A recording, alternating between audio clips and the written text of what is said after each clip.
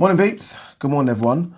All right, let's get straight in to this video. Before we do that, though, don't forget, if you're new to the channel, please hit that subscribe button. Don't forget as well to like and share the vids. Thank you so much to everyone that is doing that. All right, the breaking news yesterday anyway, was that finally we got confirmation that AJ versus Usyk will happen September 25th at Tottenham Stadium. It's done, people.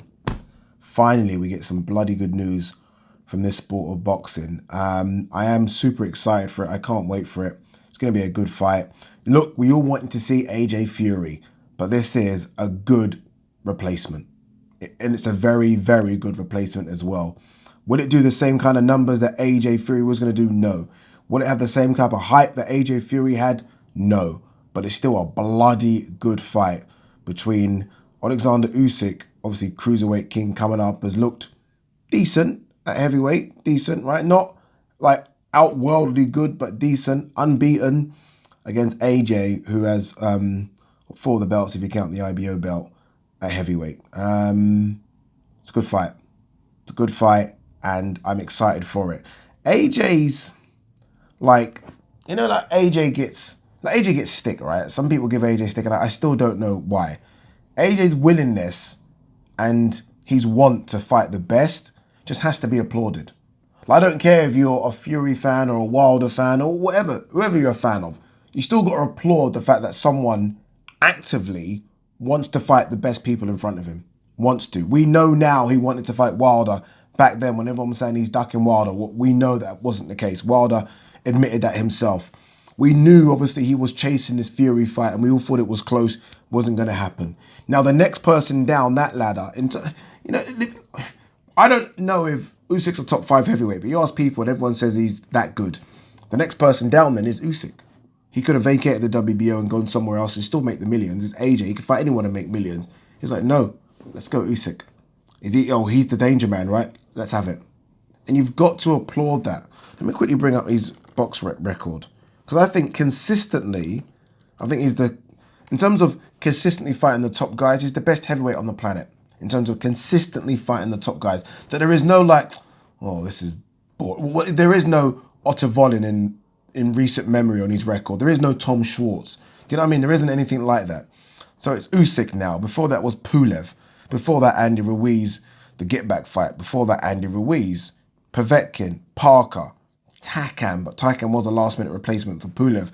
But Takam back then was still very solid. Before that, Klitschko, Melina, Brazil, Charles Martin, Dillian White. That's nothing to sniff at. That's solid. And that's only, 25 fights in. I'm sold. That's impressive. It really is. And I think taking on Usyk, he needs that. I think you could probably say Klitschko's that defining fight, and it was a defining fight, especially the way in which the fight played out. But in terms of that legacy for your resume fight, this is it. This is it. Yes, it's not Wilder. Yes, it's not Fury. That's not his fault. We know he tried to get them. This is the next best thing, though. This is when you start to have the argument about who's the best heavyweight. If AJ were to get past Usyk in devastating fashion, that argument about who's the number one in the division can be had again. Like right now, I still think you can give it to Fury. I even say that as an AJ fan, you can still give it to Fury. But if AJ destroys Usyk, I'll have an argument with you. And I'll happily have an argument with you to say AJ is the number one heavyweight on this planet. I'll happily say it. But look, it's not going to be easy. It really isn't. I've spoken to Tony Bellew recently, and he fought Usyk, and he talks about the threat and the movement and the punch accuracy and the punch selection. When you think you're out of the pocket, all of a sudden he's doing this and doing that. This is not going to be easy for Anthony Joshua. I mean, I've said sitting on this chair that AJ runs through him, and I think eventually AJ will get to him because AJ, I think, is just too big and too strong. But I mean, Usyk he literally has every tool in the bag, right? He has every trick in the book. He's fought nearly everyone you could fight in terms of stylistically. He's seen every single style. So he's going to be a problem for AJ, but I think AJ will get it done. He's gonna have to go through some to get it done. He might have to go through a Vladimir Klitschko type fight to get it done. He might, honestly. I mean, Usyk will run through those gears very, very quickly. But in the end, Usyk isn't Vladimir Klitschko. He's not as big as Vladimir Klitschko. And I expect AJ to get the job done, but it's going to be tough. It really is going to be tough. I mean, they're going to pack that stadium out as well, 60, 70,000, wherever it's going to be. And I'm excited for it. It's just fingers crossed nothing happens in the lead up to it. We've seen fights getting pulled now left, right and centre because of COVID, injuries and all the other bullshit. Fingers crossed this one just happens without any hiccups. Boxing needs it to happen. Is there anything been announced for the undercard? Let's have a quick look. Nothing yet. I do expect Lawrence Okoli to fight on the undercard. We'll see, actually. Maybe not. Maybe not. We'll see. Lawrence Okoli has maybe carved out his own sort of status as a headline act now. We'll see. Don't forget as well, this is AJ's last fight on his contract with Sky Sports, so we'll see what happens after that. Does he re-up? He might, AJ might just stay as a Sky Sports fighter. He might. I mean, everyone's expecting him to maybe sign this mega deal with DAZN.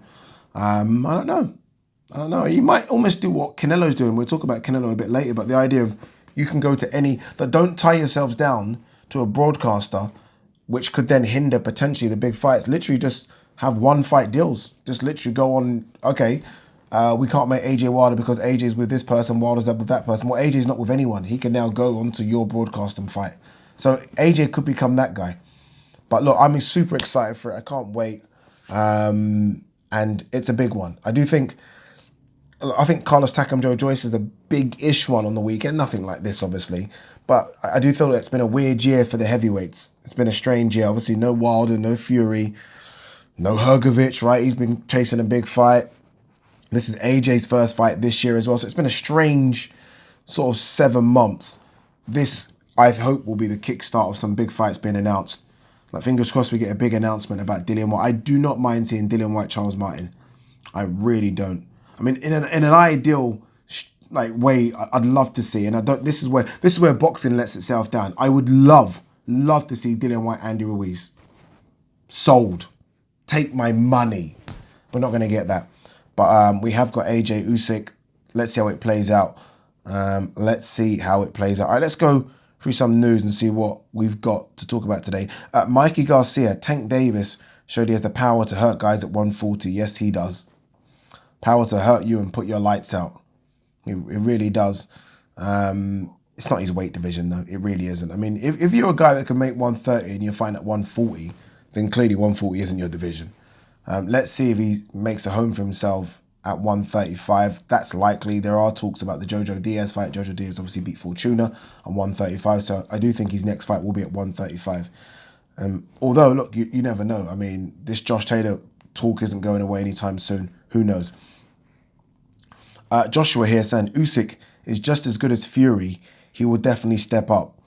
No, Usyk isn't as good as Fury. I mean, Fury's a bigger threat than Usyk, but Usyk, and I understand where Joshua's going, is a formidable opponent. Like, formidable opponent. And I think that's what Joshua's just saying here. And I'm with him. I do think Usyk will step up. I do think we are going to see the best Oleksandr Usyk at heavyweight so far. We've not seen it yet, have we? We will see it September 25th, trust me. And I think he's had a lot longer time now to fully grow into the weight. He's now a heavyweight. Yes, he's a small heavyweight, but he's now a heavyweight. Like, if AJ were to have fought him after his last fight at Cruiser, so after the Gassiev fight, he's not a heavyweight. He's just a guy that's putting on some weight to fight. Now, that's his walking around weight. He's a big guy now. So we'll see. Teofimo Lopez seeks resolution from IBF regarding Kambosos' mandatory title defense. There's a lot of bullshit going on here, isn't there? Whether the fight was going to be on Triller, whether or not Teofimo Lopez was having to travel to Australia to have the fight.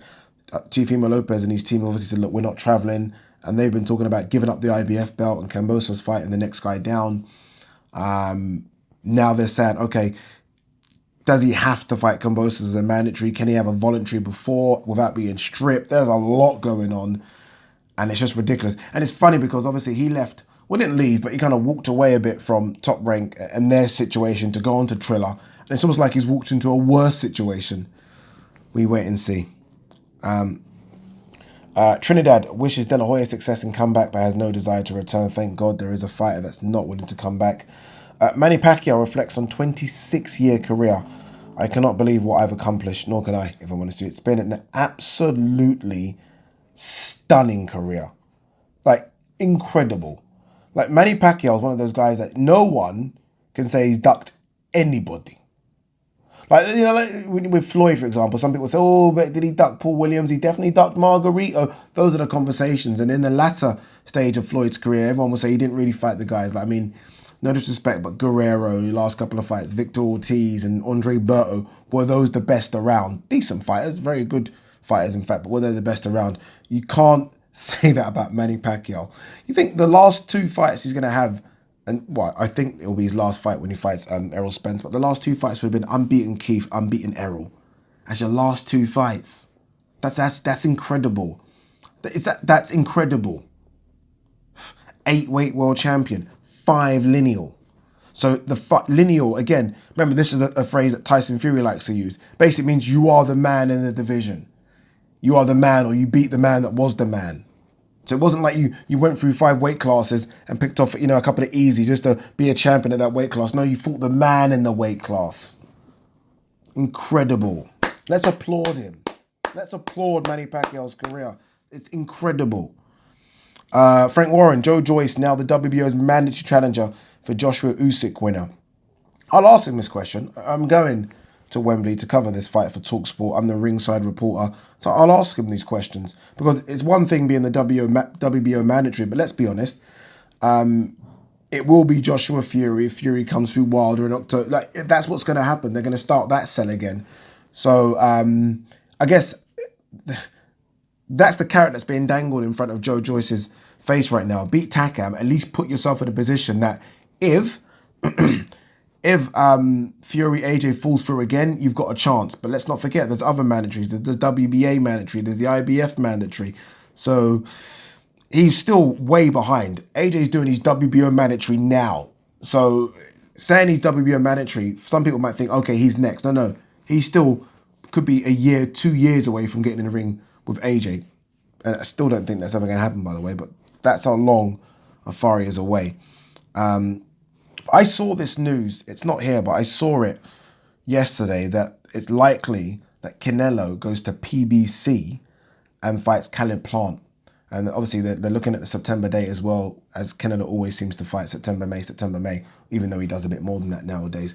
That is massive for PBC, and in particular Al Heyman. That's a power move. That's an incredible, I run this shit. To think that, and to think of how successful that DAZN Billy Joe Saunders event was, to think that DAZN can't get Canelo to fight Caleb Plant on DAZN, that he has to go over to PBC to fight him, is a power move. I find it incredible, if I'm honest with you. And if I'm DAZN, I'm livid. I am livid that, obviously we know Canelo's not got a contract with them. Again, I mentioned at the top, he literally is fight by fight. He can go where he wants. But it's been so successful, this Canelo DAZN thing, especially with the recent fight against Billy Joe Saunders, that they would have thought they could keep him and still be in the Canelo business. The fact he now is likely to go over to PBC is Al Heyman showing his power, honestly. And maybe, look, we don't know what's going on behind the scenes. Maybe it's a case of he's so desperate to become undisputed that Al Heyman's like, yeah, you can fight Caleb Plant, but he's not fighting on DAZN. Do you want to become undisputed or not? And I think Canelo's probably like, yeah, I do want to become undisputed, so I will come over. They're obviously going to have to pay him big bucks. It's a fight that's going to be on pay-per-view. It's going to do incredible numbers. But again, if I'm the DAZN bigwigs, I'm pretty upset. For a couple of reasons. Number one, I'm upset. Obviously, AJ, look, the two biggest names in the sport are AJ and Canelo. AJ's fight's going to be on Sky Sports. DAZN will probably get the global rights, but that's what's going to happen. It'll be on Sky Sports. And Canelo's going to be on PBC. You can't not be upset by that. You can't not be upset. What we got here? A bit here about Charlo Castano. That was Showtime's most watched live boxing match since December 2019.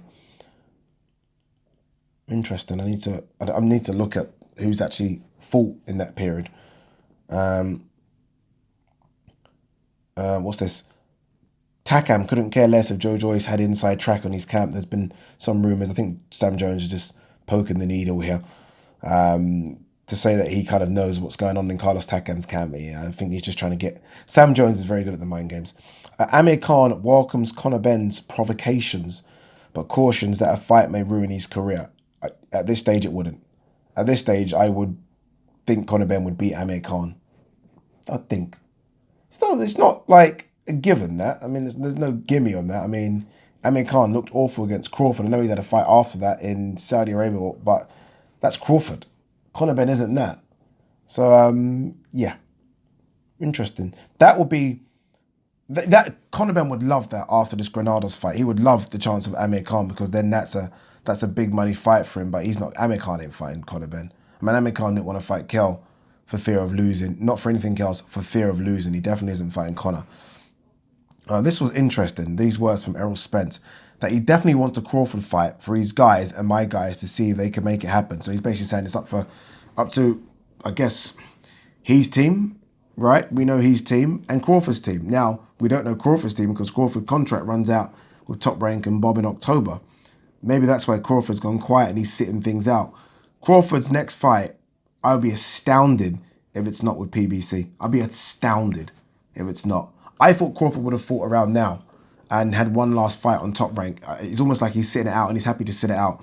We've seen him do things like call out Charlo, a bit not call him out, but have a little dig at Charlo. So he's clearly got his sights set at 154. And Errol Spence saying he definitely wants a Crawford fight is the most I've heard Spence say about this fight for a long time. So you almost feel like things are going on behind the scenes that everyone knows now. And again, it wouldn't shock me if he signs... Again, it could be fight by fight deal. So he could sign literally a 1-fight deal with PBC, or maybe a 2-fight deal. We'll see what happens. John Fury here saying Usyk is too small. Joshua will walk straight through him. I've kind of said that as well, but I don't know, man. I don't know. He's small, but he's good. But then it's always the fate. What's the phrase? A good big un beats a good small un, or a good little un.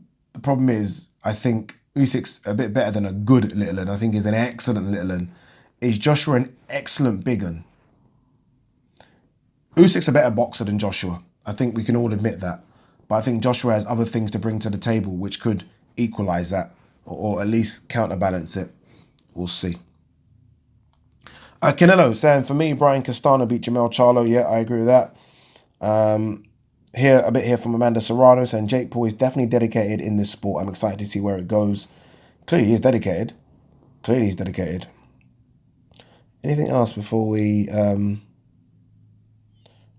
leave for today? It's the day off for me today. Got quite a few things to do. The acoustic foam has arrived for the showroom. So one wall has been soundproofed. It's too expensive to do the whole thing like that. So we've decided to do one wall soundproof, bit of plasterboard, bit of soundproof, and the rest is going to be those acoustic foam panels that I've got. I've ordered like 120 of them. I've gone OTT with it. So that's going to be the rest. You don't even see that bit on camera anyway.